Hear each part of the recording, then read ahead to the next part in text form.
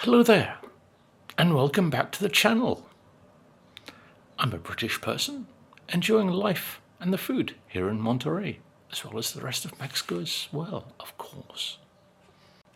Now, in about 3 hours' time, Mexico will be playing England in the last 16 of the World Cup, and they will be playing in the Azteca, the home to the Mexican team, and is it Pumas? I can't remember who plays regularly at the Azteca. Now, on paper, when it comes to the two teams, Mexico and England, England does seem to have the upper hand in the fact that they have Harry Kane, who is the top scorer in the Bundesliga. They have Rashford, who plays for Barcelona. And they have Bellingham, who plays for Real Madrid. And they have many other talented players who play in the Premiership in England. So you would think, England are most likely to win. But then again, if you saw them play against Congo, Mexico has a better chance. And I really do hope that Mexico wins. So as I say, on paper, when it comes to football, England look like they might be the winners. But if we look at food between Mexico and England, Mexico, I think, would win. And I was born in England, although I have Scottish parents, so really I'm more a Scot, so I'm looking forward to Mexico winning. So if we look at English food, we start off with those things which you always see people reviewing on YouTube, with such delights as shepherd's pie, which is like minced lamb with a gravy, onions, carrots, and other things, and topped with a mashed potato topping, sometimes with cheese, and baked in the oven. It is delicious. Then, of course, we go on to fish and chips, which doesn't need any description at all, other than really good fish and chips is an incredible thing. Beef Wellington. So these are not in order of who's the goalkeeper and who plays in which position. Just randomly I wrote down the various dishes. But Beef Wellington is one of those things which can be incredible. I don't eat it because I don't eat beef. But the best Beef Wellington apparently is that made by Gordon Ramsay, and apparently it costs you something like 60 quid if you eat it in one of Ramsay's restaurants. Then, of course, we have to have an English breakfast, and I do love it. I do love a good English breakfast. I make it occasionally here in the house, but apparently there is a very good pub down in Mexico City called the Lisbon, and it makes a very good English breakfast, so I believe. Duke of Lisbon, that's the name of it, on Calle Lisboa, in the center of Mexico City. Sorry, I couldn't remember the name for a moment. Then we look at an English roast, the Sunday roast, that wonderful thing that only seems to exist in Britain. In this case, England. We're just looking at English food. And as I say, I don't eat beef, but I do love a good lamb roast or a pork roast where you get the crackling on the pork, which is like chicharron, and always with a good crispy Yorkshire pudding as well. You really can't beat it. The next, bangers and mash. Simplicity on a plate is how I look on it.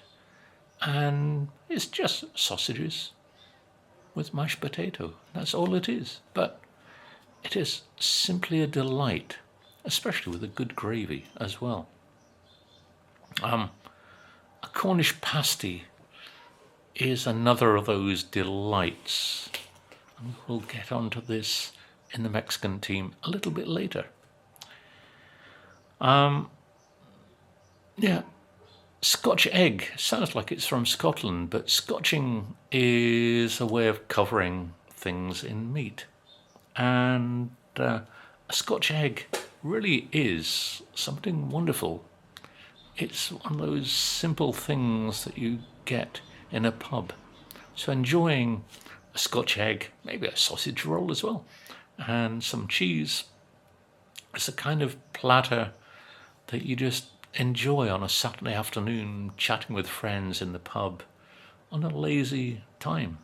And it may seem simple, but cooking a Scotch egg the right way with a soft yolk is something very difficult to achieve, it seems. Another of those things which you get in a pub is a ploughman's lunch. And it's simply a platter of cheese, meats, pickles, maybe some mustard,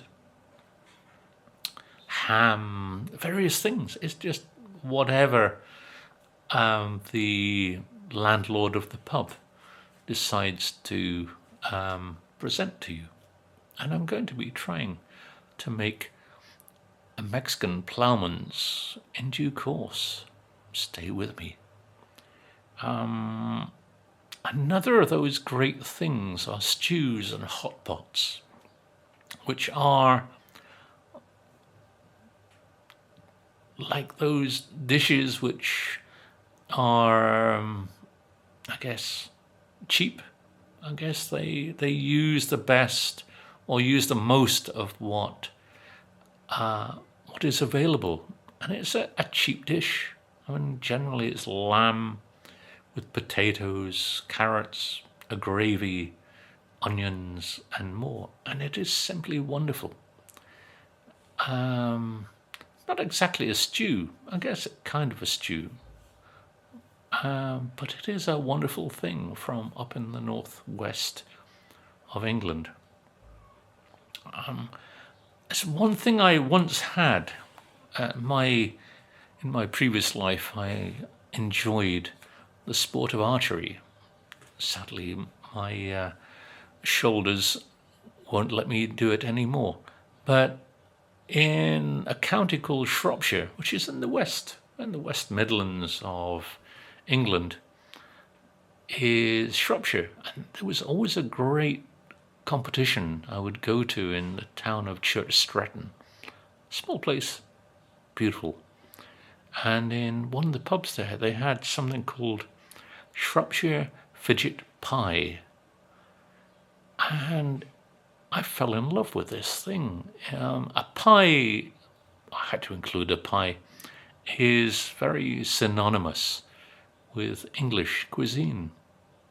It's basically cured pork. It could be ham with slices of potato, apple as well, all steeped in an apple cider gravy.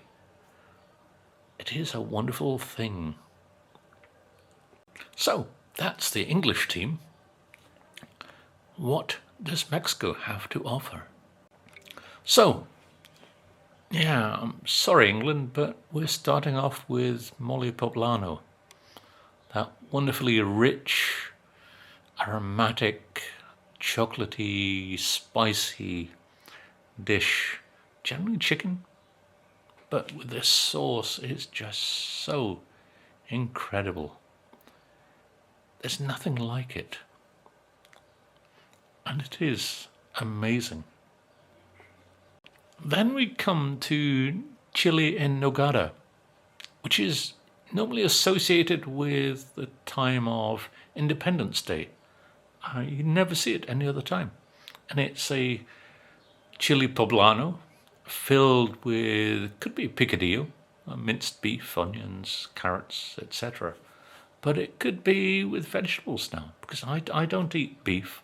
So I try to find one that is filled with a more cheese-like filling, like you do with filled chili in chili rellenos, which is also wonderful. I haven't included it, but then there were too many to include. I've never as yet tried chili en nogada. It's covered in a walnut sauce with granada, some pomegranate seeds all over. It looks wonderful. This year I must try it. Then we come to a couple of enchiladas. And not those enchiladas that the Americans make, which are just an abomination of the word enchilada. Enchilada means in Chile. That's the meaning of the word. But it's become more of a term. And the two enchiladas that I love, the first I will look at is Chile's, the enchiladas mineras, which you find in Guanajuato and Zacatecas. And they are great. I remember when I had it in Guanajuato, it said enchiladas mineras con pollo. And I thought, well, it's going to have little bits of chicken amongst the potato, carrot, onion, and other parts of the filling. But no, it came with a chicken leg. That was a challenge. And the way the waiter looked at me, kind of going, there you are, sir, that's going to be a challenge. But they're simply gorgeous. And I did actually finish it. I was hungry after a walk around Guanajuato that day. The next is, I don't know where the history of it comes from, but it's enchiladas suizas. I don't know if it comes from here in Monterrey or if it's something that came from Sanborns, who are famous for their suizas. But they're great. It's basically the rolled tortilla, which is filled with chicken as general is the way. And then it's covered in this lovely green sauce, tomatillo sauce, and then topped with melted cheese. It is wonderful. Oh, I really fancy some at the moment. Then we come on to a fish dish, pescado zarandeado, which is, I can't really describe the sauce other than this kind of chili, tomato, onion, and other things about the sauce. It is a wonderful thing. And I can't remember which is the best place for it, but I remember having some with a neighbor, and it was absolutely wonderful. The next is barbacoa de borrego, which is famous in the state of Hidalgo. When I had it in a place called Actopan, actually a place called Kempter at a friend's family's farm. And basically what they did was they buried 2 sheep in a pit, covered in penque de maguey, the leaves of a cactus, covered it over with a topping of earth, and left it there for about 6 to 8 hours to just cook in a fire pit. They unearthed it and put all the meat into a wheelbarrow. It was simply divine. Here in Monterey, barbacoa generally is beef, but I much prefer that made with borrego, which is mutton. Simply gorgeous. Another of those great dishes, and we're going to look at a couple of tacos here, is tacos al pastor. Down in the south, it's pastor. Here in the north, we call it tacos de trompo. And they're both more or less the same, except there's more. Here we tend to use onion. Okay, to the south, they use pineapple. And I've yet to try the al pastor with pineapple, but tacos de trompo are simply gorgeous. And really, you have to try them. And I love them. The next of the tacos are fish tacos. And fish tacos are wonderful, but tacos de pescado de Ensenada, the Baja California ones from the town of Ensenada, are like nothing else. I must visit Ensenada. I've been to Baja Sur with Los Cabos. Everybody goes there, don't they? But I've never been up to Baja Norte, or just Baja California as it's called, and visited Ensenada to enjoy these fish tacos, and of course with a glass of wine from Valle de Guadalupe, which happens to be in the area too. But a fish taco really is a gorgeous thing. My other one I would say I love is Gobernador tacos, but they're not in the team. Maybe a reserve player. One of those things, I remember going to Puebla. We were visiting friends who were in the UK, who came from Puebla, Rai and Gabby. And he took us to one of the markets in Puebla. And this is where I tried a sandwich. Well, we call them tortas, but this was a torta and a half. It's called a semita. And basically a semita is a particular kind of bread, and the bread is called a semita. And it's not the same as a margarita or other. And basically it was a sandwich with milanesa de pollo, chicken escalope, tomato, lettuce, onions, about half an avocado and more, and salsa as well. Wow, that was a sandwich and a half.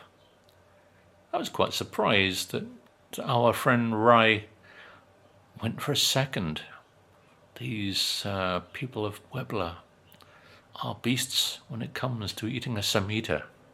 For me, one is definitely sufficient. A second, I would really be struggling. So, let's head north to Nuevo León. And a simple dish which is just wonderful, especially on a cold day, maybe like Christmas Eve, New Year's Eve, and that is frijoles a la charra. It's basically beans with bacon, sausages, chili, and other things. But it just hits the spot. It's so warming and simple. And that's the thing about Mexican food. It's a basic, simple thing, but it's the way that the food is prepared. Same with the other dishes that I've mentioned. You can buy it in cans. La Costeña make a frijoles a la charra, but it's okay. It's just not nearly as good as when your mother-in-law makes it, or your grandmother might make it, or your wife's grandmother, I should say. There's just nothing to compare. A homemade frijoles a la charra is just incredible, and can be very spicy too. That's why they give me the one they give to children. It doesn't have chili. No, maybe a little more chili these days. Now, a dish from Jalisco, especially from Guadalajara, where one of the stadiums is for the World Cup, and that is birria. Birria is a very rich stew. Maybe you could compare it to a Lancashire hot pot, but in that it's made with lamb. It could be made with goat even, but these days it kind of gets made with beef, I think. But it is such a rich, tomatoey, chili infused stew, and it is a wonderful thing. Maybe a little vinegar. The vinegar gives a tartness to it, and it is a wonderful thing. So, those are the 11 players for the Mexican team. Now, every team does have a player which is not originally from the country of origin. For England, we're going to look at Balti, and Balti is a curry, specifically from Pakistan and the northern part of India. And in the city where I lived before I came to Mexico, Birmingham has the best Baltis in the world, probably. And they even have a Balti triangle, which has something like 100 Balti restaurants in 5 square miles. So, Balti is one of those players not entirely English. And I'm sure there are many others from other nations too. Now, there is a non-Mexican who plays for the Mexican team. In other words, a non-Mexican dish. And that player actually comes from England. Cornwall, to be exact. And that is pastés. They hail from Hidalgo, especially the town of Mineral del Monte, where many Cornish miners came in the 1800s to work in the silver mines here in Mexico and in Hidalgo. What they brought with them was the Cornish pasty. And the Cornish pasty is what we all eat in Britain is a snack. It's wonderful. But Mexico seemed to have elevated it to a new level. And there is, or are, a couple of places here in Monterey where you can get pasties. I must try some from Uber Eats sometime. The other thing these Cornish chaps brought with them, as well as the pasty, was football. And it seems, or it says, that Pachuca, which is the main city, well, actually the capital of Hidalgo state, is the first football team in Mexico, which ties us into the World Cup, doesn't it? There is method to my madness. And in general. So, there we have the two teams that are playing this evening. Well, Foodwise anyway. Thank you all for watching. Please like and subscribe. Down there are the buttons that you can click on. And please, if you're new to the channel, subscribe and join my growing band of subscribers. If you are part of the channel, please click on like for the video and leave a comment too. Thanks very much. So, what is the result going to be this evening? Hopefully, Mexico 2, England 1. Or Mexico 3, that would be even better. We just hope Quinones carries on and scores more goals. Thanks for watching. Bye for now. See you soon.